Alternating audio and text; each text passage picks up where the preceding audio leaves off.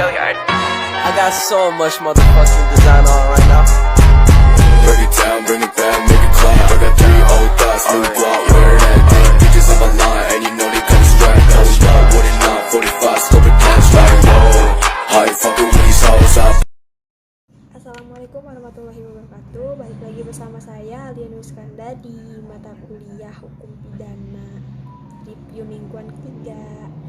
Di sini kita akan membahas tentang bab 2 tindak pidana atau Strafbarfeld atau delik ya.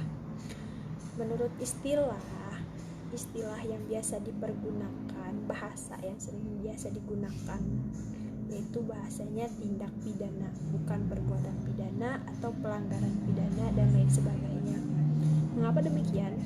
Karena terdapat 3 alasan. Yang pertama, dari segi sosio-yuridis, hampir semua perundang-undangan pidana menggunakan istilah tindak pidana. Kemudian, semua instansi penegak hukum dan para aparat juga menggunakan istilah tindak pidana. Sehingga hal tersebut menjadi sebuah tradisi dan kebiasaan yang diikuti oleh para mahasiswa yang menggunakan istilah tindak pidana dibanding dengan perbuatan pidana. Contohnya, Undang-Undang Nomor 35 Tahun 2009 tentang tindak pidana narkotika. Itu salah satu contohnya, dan banyak lagi ya contoh yang lainnya. Kemudian, pengertian tindak pidana itu merupakan pengertian yuridis yang berbeda dengan istilah kejahatan atau perbuatan jahat. Karena perbuatan pidana atau criminal act dan pertanggungjawaban pidana atau criminal responsibility itu menghadirkan 2 pandangan. Apa saja itu 2 pandangannya? Mari kita bahas.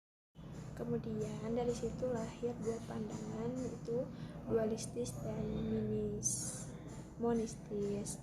Nah, dualistis itu yaitu pandangan yang memisahkan antara pengertian pidana dengan pertanggungjawaban pidana, sedangkan monistis yaitu pandangan yang menyatukan antara pengertian pidana dengan pertanggungjawaban pidana, namun kedua hal tersebut tujuannya sama, yaitu pidana.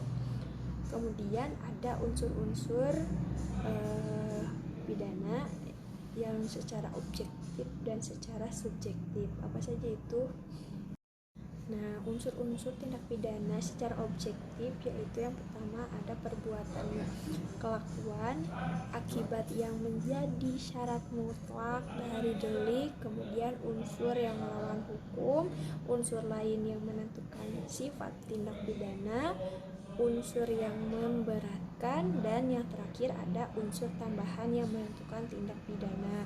Sedangkan secara subjektif yaitu ada kesengajaan atau dolus, kealpaan atau kulfa, kemudian ada niat, yang keempat ada maksud, yang kelima dengan rencana terlebih dahulu, nah yang terakhir ada perasaan takut.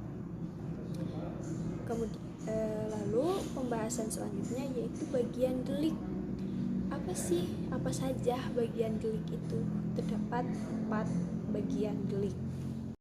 Dari 4 bagian delik itu, yang pertama terdapat dalam rumusan delik, yang kedua penuntut umum harus mencantumkan dalam surat dakwaannya, nah yang ketiga harus dibuktikan di pengadilan, kemudian yang keempat apabila tidak terbukti maka hakim harus membebaskan terdakwa.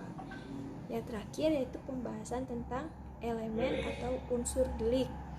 Ada 5 diantaranya, yaitu tidak terdapat dalam rumusan delik, hal yang dapat dipertanggungjawabkan, sesuatu tindakan atau akibat terhadap pelakunya, terhadap akibat yang timbul, dan hal yang dapat disalahkannya berdasarkan unsur kesengajaan atau kealpaan.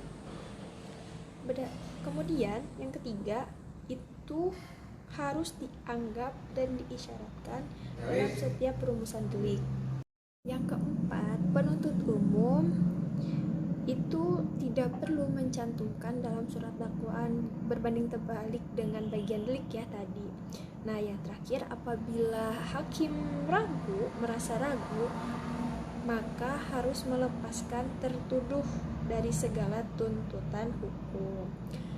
Nah, sekian yang bisa saya sampaikan. Kurang lebihnya mohon dimaafkan. Wabillahi taufiq wal hidayah. Wassalamualaikum warahmatullahi wabarakatuh. Semoga kalian mengerti. Dadah.